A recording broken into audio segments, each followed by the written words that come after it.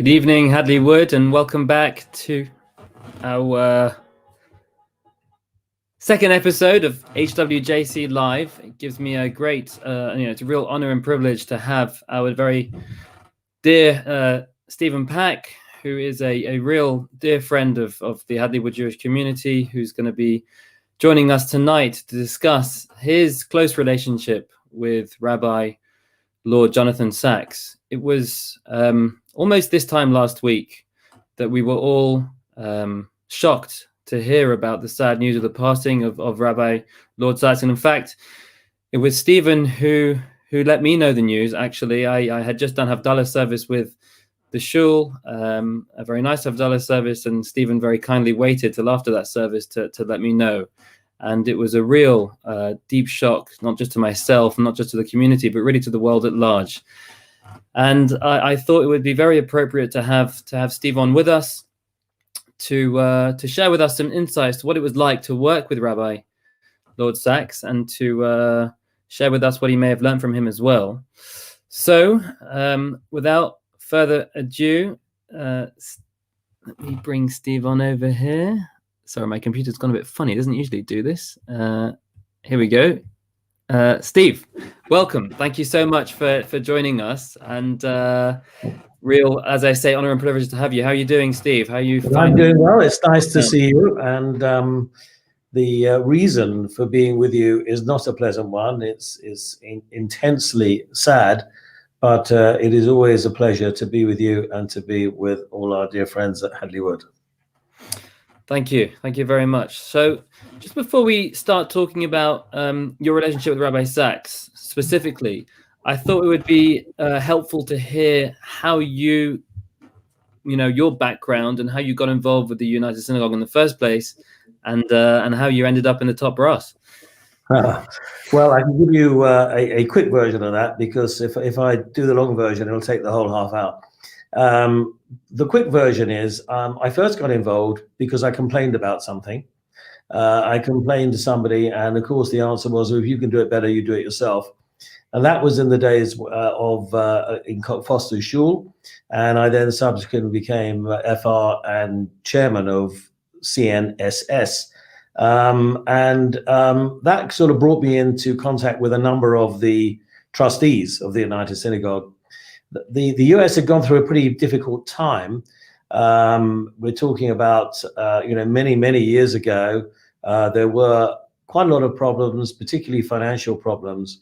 And at that stage, there were 7 trustees. There was a president. There were 3 vice presidents and 3 treasurers. They thought they needed 3 treasurers.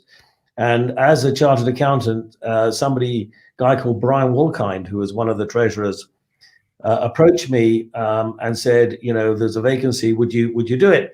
At that time, I'd kind of just become a partner at PwC, or PW in those days, and I really didn't feel I could handle it because I was too busy at work. So I said, no, not now. Maybe ask me again. And sure enough, he asked me again in 3 years' time, and I had the same answer. I said, no, I really just can't do it. And would you believe it? He asked me again 3 years later. And then I said, you've asked me 3 times. I can't really refuse you anymore. So I agreed to become a treasurer. And I did that for a couple of terms, and I became a vice president. And then when I became my predecessor, Simon Hockhauser, had done his 2 terms, and it was myself and one other vice president, Peter Zinkin, who decided they would stand for president. And I always thought it was great. We both agreed it was fantastic to have a contested election, much more healthy. Don't ask Trump that, but I think it is much more healthy to have a contested election. And I won. So that's how I got there. I could tell you a lot more about it, but then we wouldn't have time. The other side didn't call for a recount of the vote. It definitely wasn't rigged. With Peter, who I love dearly, we're still very friendly and so on. He will tell you that I actually won almost 80% of the votes. Okay. So there was no need for a recount. Okay. I will just say, give a little plug to my son. I have no idea whether he's listening tonight or not, but if he is, he and his friends decided to take over my campaign. So during the session when I haven't been well, actually, I just had an operation, And so he said, well, he said, if you're keen on standing, we're going to take over your campaign. So he and his mates took over the campaign, started phoning up all of the council members who are the voters. And they obviously did an extraordinarily good job, because I said I got almost 80% of the votes. Fantastic. Sounds like he was the Jared Kushner of your campaign over there. Absolutely. So you became president, if I'm not mistaken, in 2011. Is that right? And Rabbi Sacks left his post. He retired in 2013. So you had a 2-year overlap. Correct. With Rabbi Sacks, and therefore I feel you must have a lot of insight into, how he really developed the United Synagogue and what he brought to the United Synagogue. Many of us have been reading a lot about his global impact, and there is no denying that he has made one of the most significant global impacts as a Jew, as a rabbi, in the past 100 years. I think that's, arguably the greatest impact that a rabbi has made in terms of promoting Judaism, in terms of bringing so much respect to our religion and what we stand for. But I think we've seen less, just in terms of the press and in terms of what people have said about how much he's brought to the United Synagogue itself. And that's why I was so excited to speak to you about that. I'm curious to hear, again, just before we talk about him specifically, what is the role of the chief rabbi in the United Synagogue vis-a-vis the Beth Din? Because we're going to talk about that interplay soon and how he interplayed with it as well. Yeah. But what are those two, what do they do, and how are their roles separate from each other? Well, the official title, one of the official titles of the chief rabbi is known as the Av Beis Din. It's the father of the Beis Din. But he's not a dayan. He doesn't sit there on the, if you like, as one of the dayanim on the court of the chief rabbi. But in the sense, he is the father of the entire Beis Din. So for most of, certainly for almost all of the time that I was with him, he had a very good relationship with the dayanim. At that stage, I think it happened just before I took over. Dayan Aaron Troy, and we wish him well this evening, because he is unwell at the moment, as you may know. Dayan Aaron Troy had retired as the Rosh Beis Din, and so although he was still had links and was available for consultation, he was no longer involved. So it was the other dayanim who really ran things at that stage from a halakhic point of view. But it's absolutely critical that the chief rabbi has a positive relationship with the dayanim, because if you perceive there is a serious split between them, it really does damage the whole United Synagogue. I think it's true to say that the authenticity of the United Synagogue as an Orthodox organization derives from the dayanim and from the Beis Din. And so the fact that the chief rabbi is part of that, and the two kind of bits of the organization work together, is really vitally important. And I think, obviously, not to say they don't have disagreements, they will have disagreements. And I think because in some senses, the chief rabbi is probably closer to the communities and what's going on, if you like, at the grassroots level of the organization. But I think that very important connection between the Beis Din and the chief rabbi is what needs to work extremely well. And I'm glad to say, I think during my entire 6 years as president, we had very, very good relationships between the dayanim and also the chief rabbi, and in fact all the different bits of the organization, because that's how you can get things done. Again, if you take this American precedent as what's going on there, that when you get different bits of their administration all working against each other, nothing happens. But if you can get everything aligned and get people working in the same direction, there's a huge amount that you can get done. Interesting. So that being the case, Rabbi Sacks was in his position, I think, for 22 years. And obviously you weren't the president for that, all that time, just the last 2 years of his position. Yeah. But what sort of changes do you think he brought to the United Synagogue as a whole? And how did he shape the organization in terms of his vision and his impact? Well, there's been such a lot written about this in the last few days, of course. I think there are various different things that I'd like to emphasize. When he came in, if you remember, he talked about having a decade of renewal, and the Jewish Continuity was formed as being an organization to reestablish, if you like, the connections and particularly to get younger people involved, and question of, will your grandchildren be Jewish and so on. The decade of renewal was intended to try to revitalize Judaism in a way that perhaps I think Orthodox Judaism had been perceived as being a bit stuffy, a bit old-fashioned, and a little bit, didn't sort of talk to the younger generation as much. And his idea was to make it more accessible and to try to get more younger people involved and loving, if you like, the whole aspect of it. Part of what he did, and I think, was to try to revitalize some of the services and the music. He loved the modern music, that came with some of the latter years. So I think that his impact on the United Synagogue was really quite profound in lifting it in that direction. And certainly every time we ever asked him to do anything, opening up his house or being present at an event which involved the youth or young families, he would always do it. I think as an aside to that, but hugely important, was during those 22 years, there's been a complete sea change in the number of Jewish schools, particularly primary schools, but also some secondary schools as well. And, it's now very, very common for Jewish families to send their children to Jewish schools. It wasn't, 22 years ago, that was, first of all, the schools, there were a few, but many, many fewer schools. And now I think it's very, very common. Probably, I think I heard that something like 85% of Jewish children of primary school age go to a Jewish school now in the United Synagogue, which is, that's a massive change. And of course, he became, over the time, really a faith leader extraordinaire. He became somebody who, as you said in your introduction, globally, both in the Jewish world and the non-Jewish world, was looked up to as being somebody who is hugely important. And his writing, I think he wrote 28 books during that, which is kind of more than one a year, and of that time. And he always talked about, I'm sure that there were very many more that he would have written and brought to into the world if he'd had time to do it. So I think in terms of his impact on the US, he was instrumental in making that change and making it more accessible and more relevant.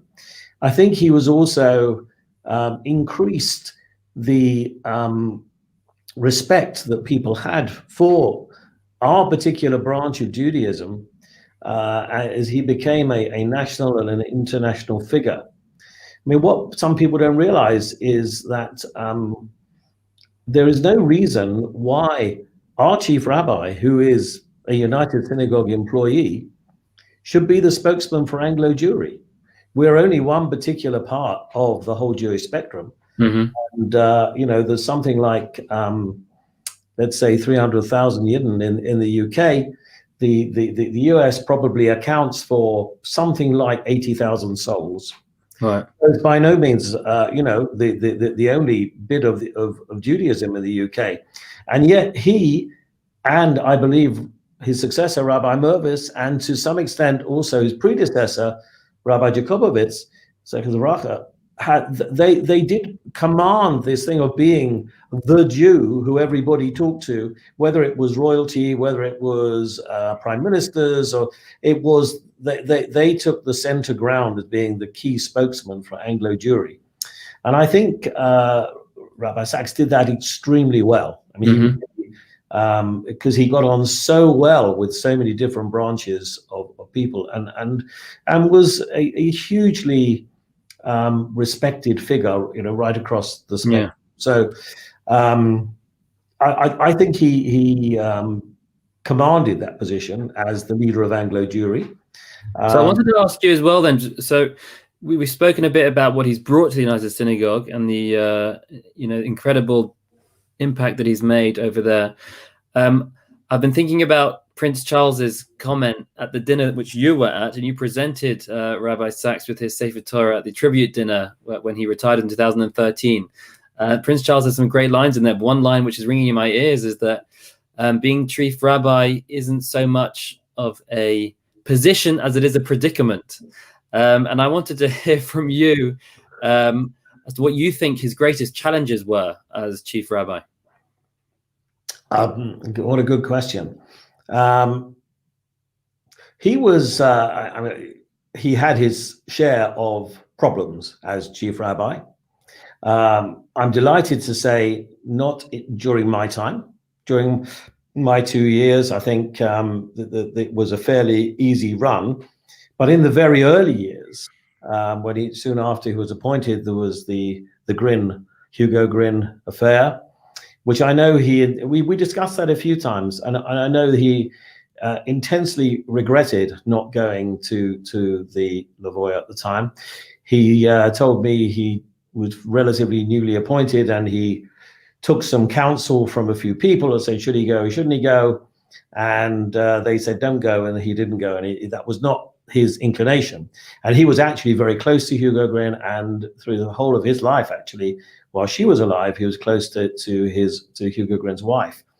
But then, of course, he then wrote that terrible letter. And what he did was he wrote a letter to a rabbi on the far right of our community, and which he hoped would be a private justification of what he'd done and why he'd done it. And inevitably, these things don't stay private. And so it was leaked. And then, so he was, having been buffeted very extensively by, if you like, the left of the community, he then got buffeted by the right of the community. And so it was a very, very tough time. So you're saying that that's, one of his greatest challenges was trying to somehow, which is impossible, to please both camps. I think that is, and the only way I think you can do that is to be your own man. For him to stand up and say, "This is what I stand for. This is my faith. This is what I believe. This is who I am." And so, really important that he would be able to do that. And that was hard. I think that was a very big challenge. And, because in a sense, you're always kind of looking over your shoulder to see, what this, I'm being criticized by this one or that one. And the press, particularly some aspects of the press, loved to create divisions. So, even in the latter years, they would hold out that there was a massive division between the chief rabbi and the Reform, the Liberal, and so on. It was never true.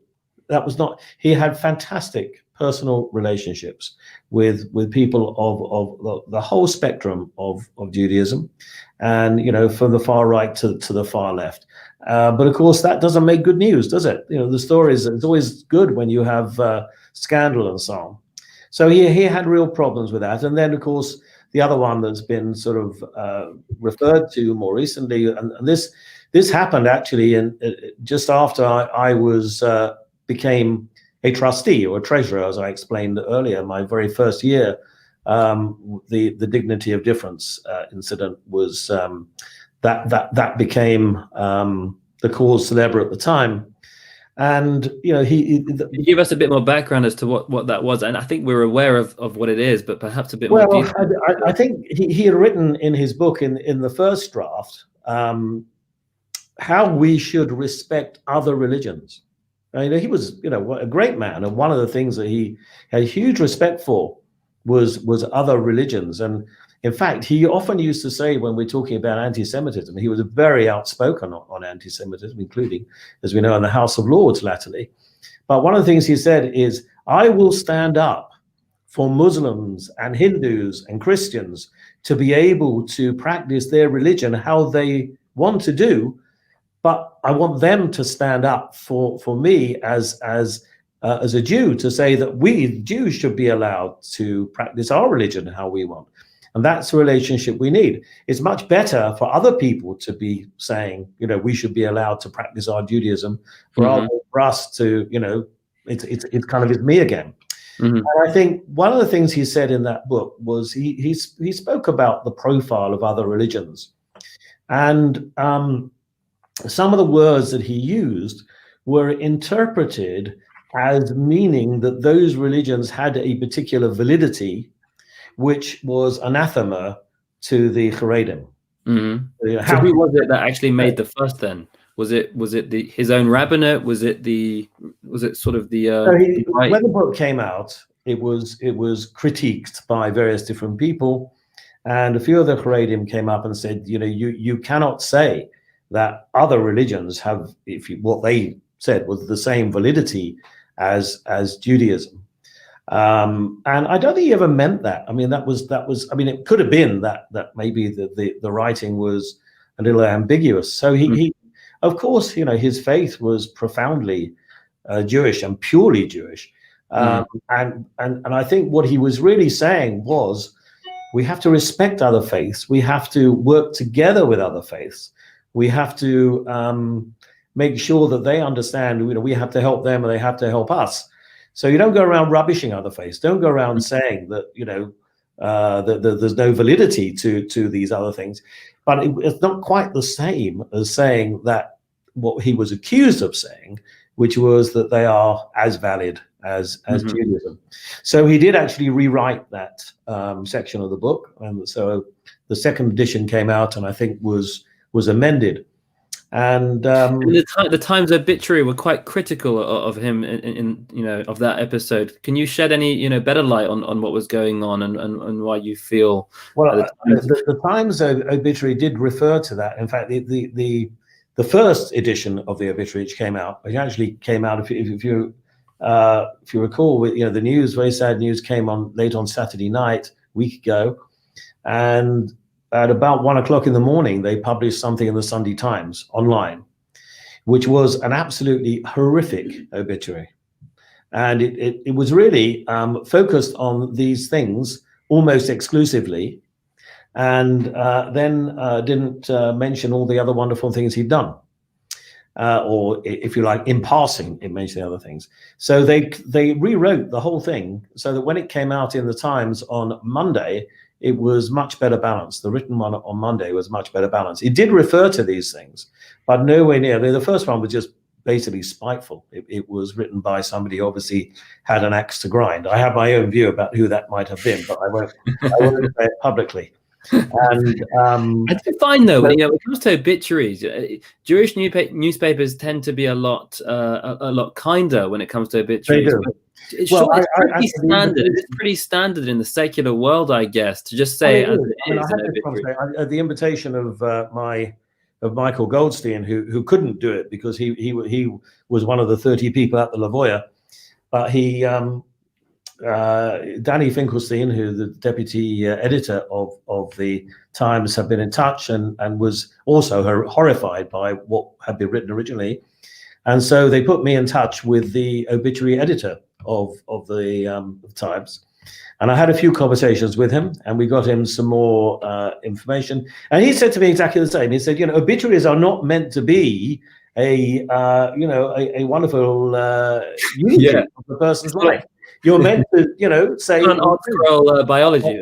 I talked about balance and about not being spiteful and I have to say the one that came out on Monday was a lot better. I mean, I think it was, yes, sure, it referred to these things, but it was in a much more balanced context. And I was very pleased that we were able to do that. And then, of course, you then start getting comments from Prince Charles and from Tony Blair and Gordon Brown and many others who of course put the whole thing into context that we're talking about somebody, an extraordinary man who had the most wonderful capability of communication.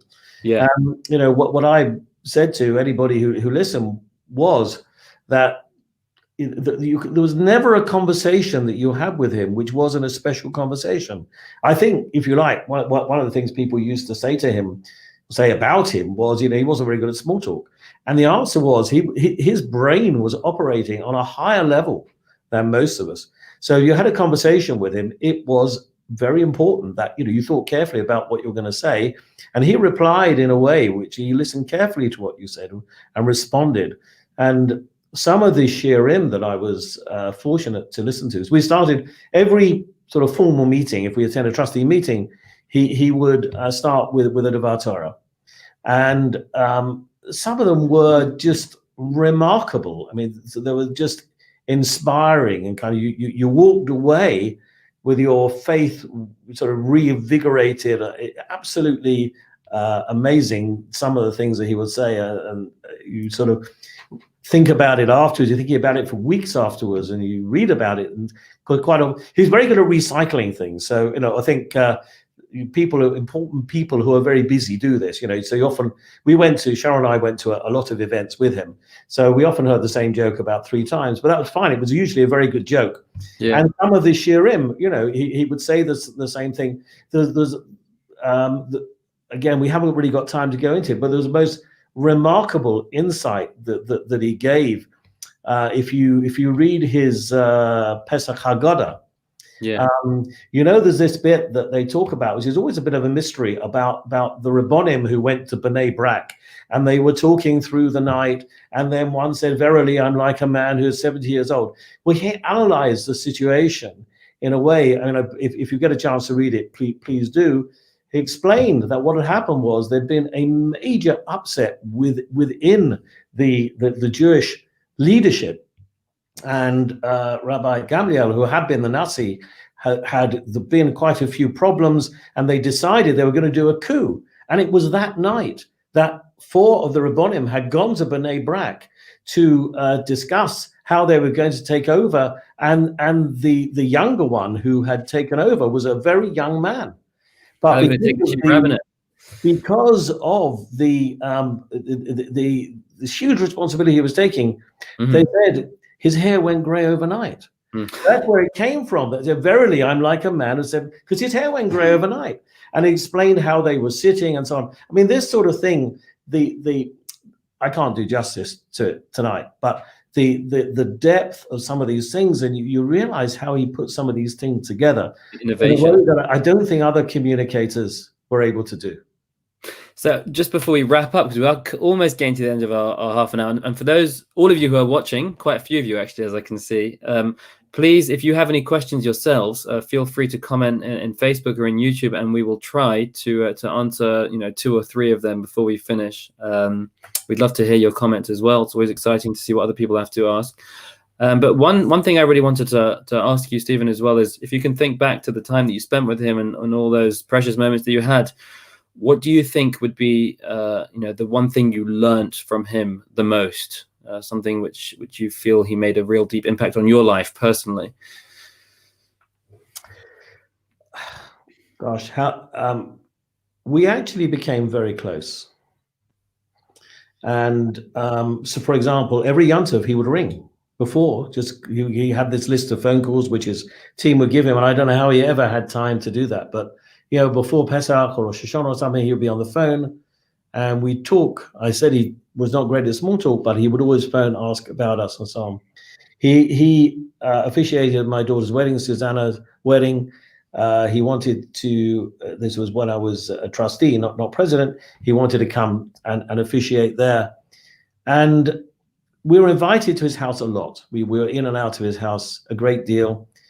Fantastic dinners. One dinner we went to where he had people like David Badil and Howard Jacobson and Hugo Rifkin, they're Jewish people, but they're not the people you would expect to meet with the chief rabbi. So I think we got very, very close indeed. And I felt that he had taught me the importance of having a rabbi I could be so close to who was inspiring. And it's hard to put that into words because, we're all pretty cynical. And as you go through life, as you get older and older, you get more and more cynical. But every time I met him, I found it an inspiring and uplifting occasion. And that's why I was so devastated. Of course, he had 7 wonderful years after he left his job as chief rabbi. And I saw him less, of course, because we didn't have the same natural interaction. But even so, after he left those 7 years, whenever we met each other, we always had a particular bond. And I think it was that being able to relate that to my Judaism and my faith, which was such an important aspect of our relationship. And I will miss that. I will miss it. Well, Stephen, you've definitely inspired me, and I hope you've inspired everyone else watching as well. You're inspiring in your own right, but hearing how you talk about Rabbi Sacks has also been very special to hear from someone who knew him personally. So thank you so much again for coming on and sharing that with us. It's a pleasure. We were limited with half an hour, but I think we got a good amount in over there. And obviously we could have gone on for a lot longer, but this is short and sweet. It's better than long and dragged out sometimes. So thank you so much for joining. And for everyone else who's watching as well, I hope you gained as much as I did from tonight. Please do join us next week when we have Diana Lazarus, our very own Diana Lazarus, joining us and inspiring us as well with her incredible story as well of her life and the experiences that she's had. So please do join us next week, 8:30. Looking forward to seeing you all there.